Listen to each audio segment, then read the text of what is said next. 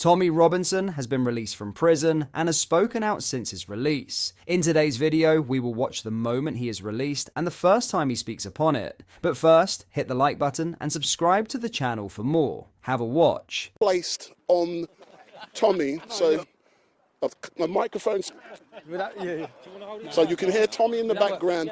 Tommy is now walking out. Big up Tommy, yeah. So here's Tommy Robinson. So he's live on RX, yeah. That's good. Yeah, we're live on X. If you come here, Tom. So I look taller. Oh my God, you look great. What's this? What is this great hairstyle you've now got? I've had short back and side since year 8. Excellent stuff. So, But, so Tommy, it's so great to see you. You've been incarcerated in this horrible place since October. Can you tell me, yeah, first of all, how are you? How are you feeling, boss? I feel good. Unfortunately, in a country that doesn't believe in free speech, being a citizen journalist, this place is an occupational hazard. It's ridiculous. 16 years ago, when I first started speaking out against Islamic rape gangs that were plaguing this country, from that point on, I faced relentless attacks from the British state, wielding lawfare as a weapon in order to silence me. I have never been convicted by a jury. Every one of my convictions have been handed down to me by judges. The lucky thing with this, everyone got to see the film. I have to say a thank you to Elon Musk, because without X, if we didn't have X, everyone would just think I lied. No one would have got any other narrative. Fortunately, I think, 167 million people saw the truth. So that gagging order, these attempts at censorship, to silence, to cancel people, it hasn't worked. You've attempted to lock up the truth, and that truth has been echoed around the entire globe. It couldn't have been any more successful. I knew exactly what I was doing when I released that film. I knew I'd end up in there, and I also knew they'd give them every opportunity to pull every trick they wanted to, from messing with visits, to messing with phone calls, to messing with food. I knew that. But I made the decision to release that film because the British public deserved to see the truth. For too long, since the start of my activism in 2009, police raids, court cases, I actually thought when I walked out of here this time, it would be the first time since 2009 that I haven't been awaiting trial or prison. And bang, I'm awaiting trial and prison on multiple cases again now. But I've watched from the start of my activism, first of all I saw Geert Wilders. Geert Wilders was targeted with hate speech laws and prosecutions. I've looked in America. This is the playbook that's played out across the entire globe. If we look in America, look what they've done to Steve Bannon. Look what they've done to Alex Jones, £1 billion. Donald Trump would face the rest of his life in prison if he did not win that election. Look now recently with Marie Le Pen. They've stopped their standing. Look at Katie Hopkins in our country. They took her home. They took her family home. Lawfare has been waged against anyone who has challenged the globalist narratives, challenged open border, challenged mass immigration, even challenged vaccines, any of it. They come at you from every angle. That's what I've experienced, but fortunately, if Elon Musk did not purchase X, I don't think that people understand the importance of it. If he didn't, you'd have been lied to about this entire case. If you go on my Wikipedia page and read all my previous convictions, this would have been another one where they'd have told you I lied. What did you see? If you're one of the people that watched that film, you might not have believed me before, you may have hated me based on a narrative spoon-fed to you by a media who want to tell you who we are, they want to tell you how to think. And I knew in that documentary, that painted a far bigger story than me. That was a story of any whistleblower, anyone. You've seen in my film how they silence people, NDAs, bullying, intimidation, scare tactics, and even attempts at prison. But one positive, even General Flynn, look what they've done to General Flynn in the United States. Everyone has faced it, but I'd like to take a positive rather than continue negatives. What is the positive? Did their gagging order work? Did it work? 167 million people saw that film. Do you know the moment I had in the first week of January? Because this could have gone the other way. I could have released that film. They could have managed to censor it, which they did off all other platforms. There's only X and Rumble. They're the only ones that they're not able to control. If Elon hadn't have bought it, no one would have seen that film. Everyone had been lied to him. But instead, 167 million people saw the truth. You saw how they weaponised the judiciary. You saw the corruption, the blatant evidence of the corruption that no media and no journalists have spoke about. And then the Attorney General made it clear I was going to face continued prosecutions. I would have had indefinite prison sentences for a film as a journalist. But the best moment for me when I was in there was when I heard that Elon Musk had shared the Rape of Britain documentary. The Rape of Britain documentary series is the most important work I've done. They have attempted, before my activism in 2009, they'd successfully, for decades, covered it up. Who had covered it up? Politicians, police forces. In every constituency where those gangs had raped, they'd successfully managed to cover up. Now, the truth is out there. There is no amount of lawfare that can keep it hidden. Everyone knows what's happened. If you remember, Tommy, the last time I saw you was on the 6th of January when I visited this prison, and on that day, I was with someone else, and if you remember, Elon Musk had chucked Nigel Farage under the bus, and you were so elated and you were happy, and at that time, you was in segregation. Since then, people have moved into the same unit you were in. How has that affected you? So I haven't seen anyone who's moved into that unit. So when I come into this prison, there was they gave me 40 cells. So we keep hearing about prisons being full. When I landed, I had 16 cells, and then I was taken to, do you know what I've done? I've had the best opportunity. I've had 7 months of interviewing staff. I've been on the separation centre. That's where I was having my days. When you come and visited me, it was the first week of January, right? That's correct. I was elated because I knew that this had been successful, that the public had seen the truth, that they could be lied to no more, that more people around the entire world were talking about the rape of a generation of our daughters, which has been facilitated and accommodated by our government. So, yeah, I'm just... On the 5th of June, you will be appearing in Westminster Magistrates Court charged with an offence. And what do you have to say to all of those people who will be coming down on the day to support you? You saw how they politicised the courts and the judiciary against me, but what you saw last summer was Keir Starmer, and it's now been proven as lies. When the riots started, Keir Starmer came out and said it was the far right, it was the English Defence League. That's what the police and the government has said. Now, we now know it's proven there was no far right, there was no English Defence League. The English Defence League ended a decade before it. But what the bigger picture is that the mainstream media act as a weapon of our state. So when Keir Starmer said that, journalists from the Daily Mail travelled to my family holiday, where I was with 3 or 4 other innocent families enjoying a break. They photographed my family. They run a headline saying, instigating riots from his sunbed. Now, everyone knows I didn't instigate riots. There's no truth in that. But as the government was spreading one lie, the media stepped in to push that lie to the whole world. 10 million views that had. When that article went out, they photographed my children. They photographed my ex-wife. My family have death threats and serious threats of harm against them. They gave the location of where they were. That's not journalism. It's harassment, it's persecution, and they put a target on my family's back. And at that time, when they were blaming the far right, everyone saw how the courts were weaponised over a 48-hour period, where angry British citizens, justified anger, because £15 billion has been spent housing men who have invaded this nation. Many of them have left those hotels to rape, commit terrorism, sexually assault. So the public are angry, the public are frustrated at what's happening in their country.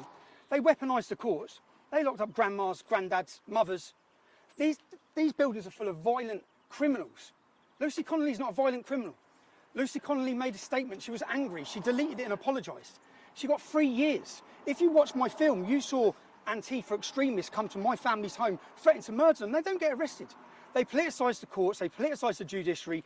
That was to scare you, to scare the public into it, and to intimidate them into silence. That was the purpose. That was their goal.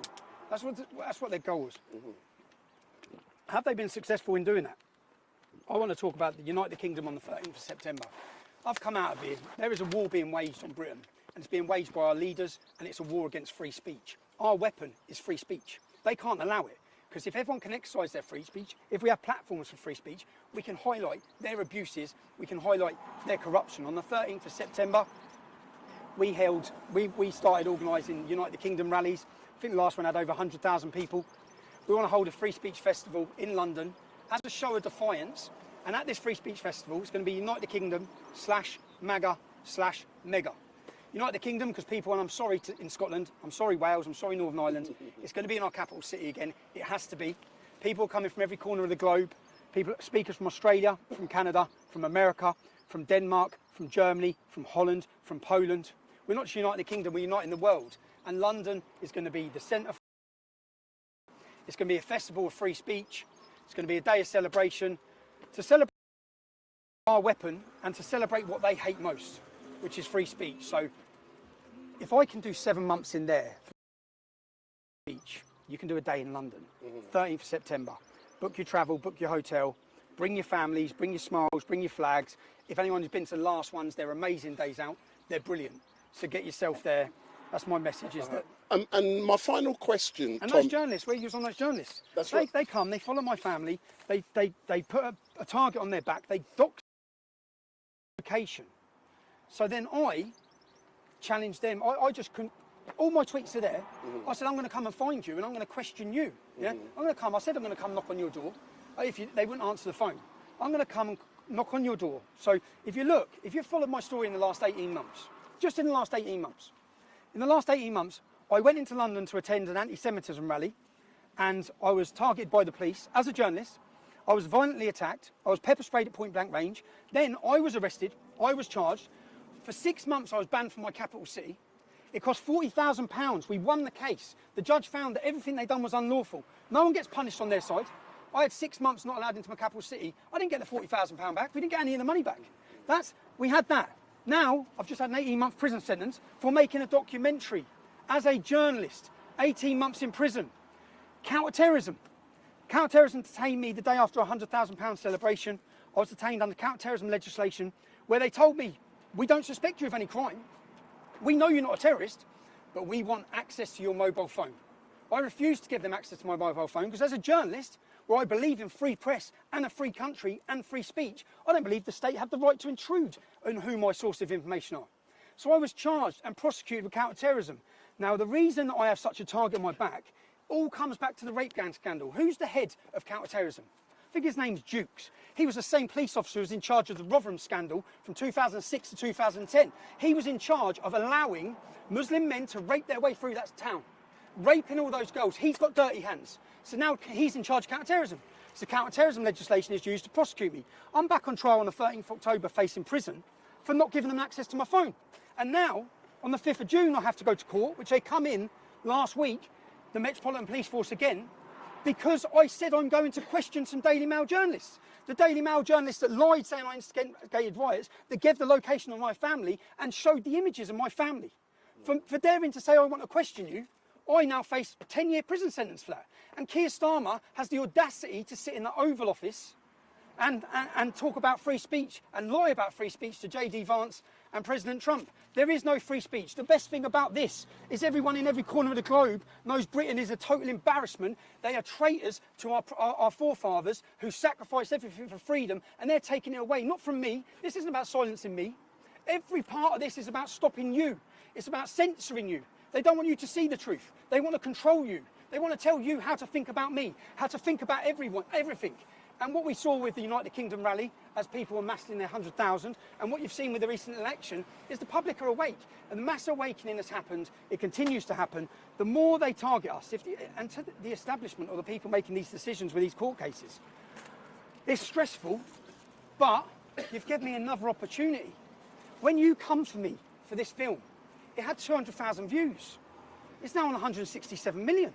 You're going to awaken more people, because all I'm going to do is piece together what you've done. Your lies, the attacks that the media have done, and the public are going to see it. So even if you send me to jail again, you don't control every social media anymore.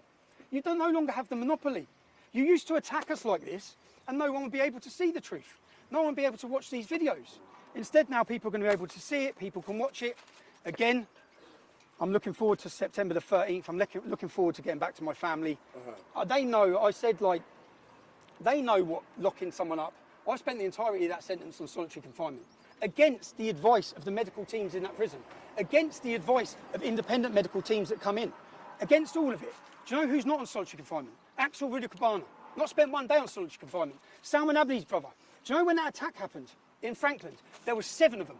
Anjem Chowdhury was one of them, Salman Abdi, and 5 other jihadists. 3 officers.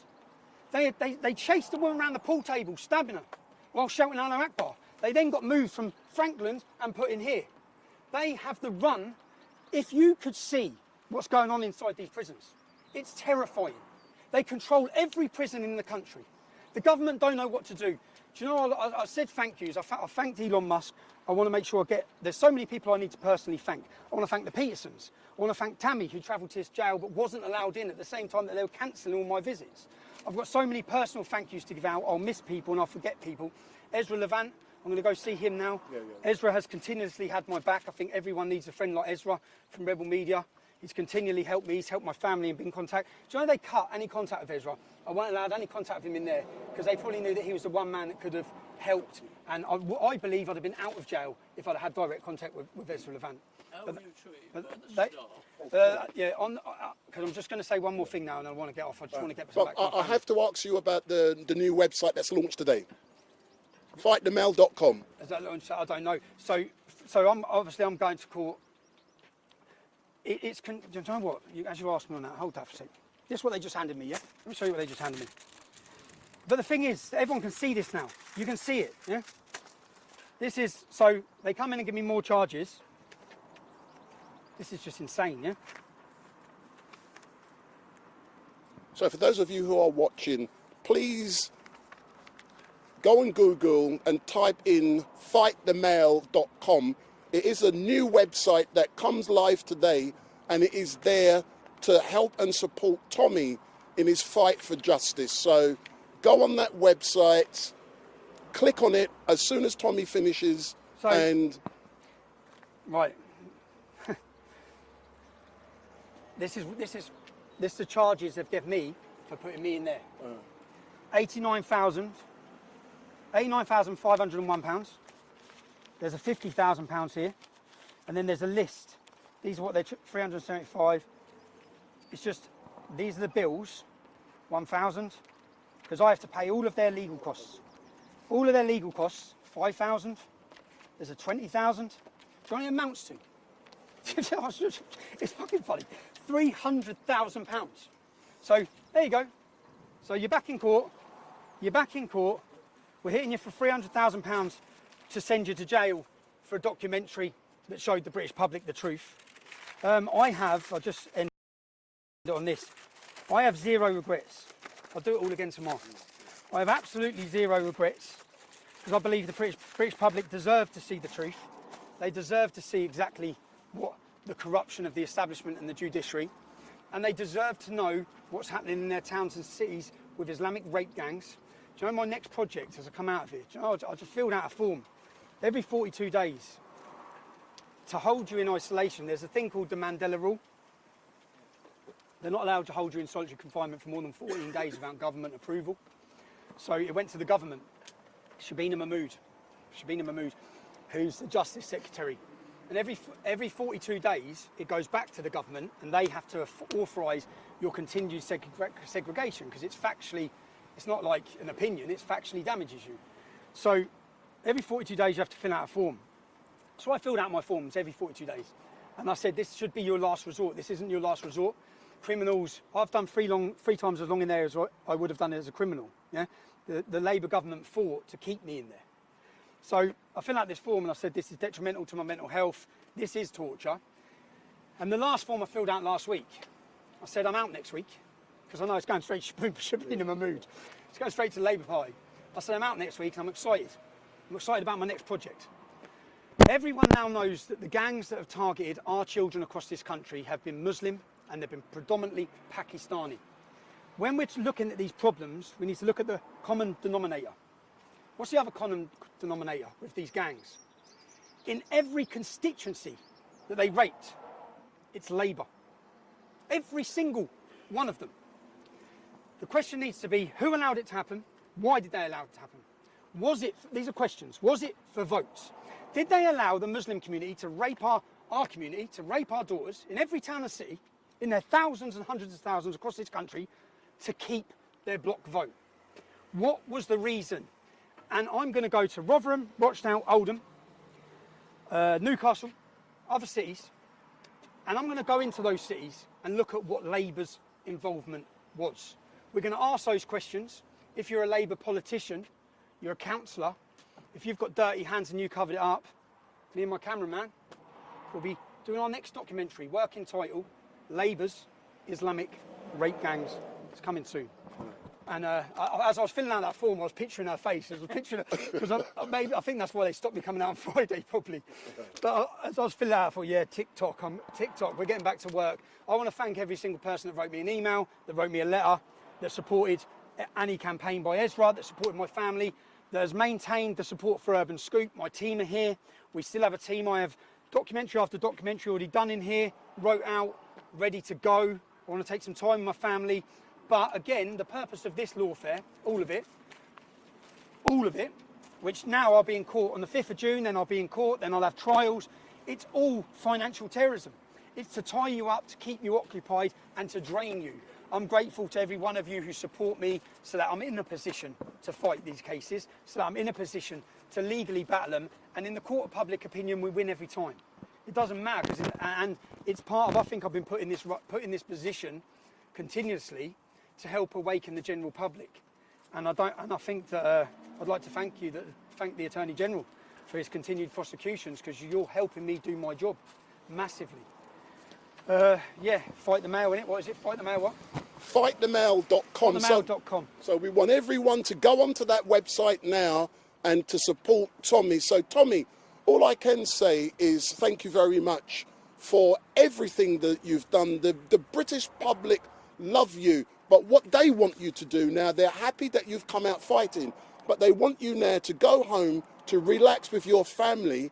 And we look forward to a bigger, stronger Tommy Robinson. And we want to see a different shave under your chin, mate. My first stop is Turkish barbers. Don't believe you read about them.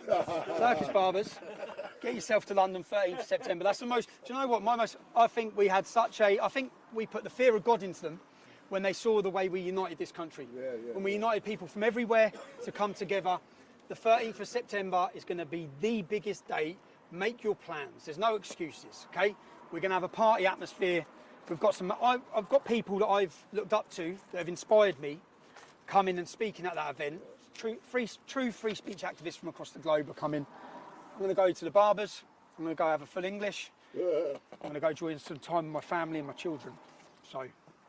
Excellent, Tommy. Thank you very much. If I can nationware.co.uk. If I can get the microphone, sir, all I can say is thank you very much, and we look forward to engaging with you, sir. Thank you again, yeah. Just a thank you to everyone. You know, if the people who emailed me, do you know the moments I had in there? Just reading some of their stories, their letters, their birthday cards. I think I got over 20,000 birthday cards. And I sat there smiling, knowing that what they've tried to do hasn't worked. It's had the opposite effect. But I heard you were bringing out about 10 big bags of mail today. 25. Oh my God.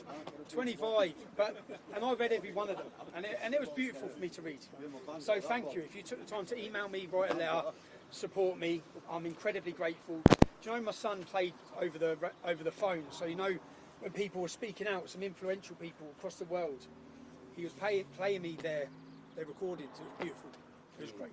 Excellent stuff. Thank you very much, sir. We'll meet up soon. Thanks a lot. So that's Tommy Robinson. He's now making his way to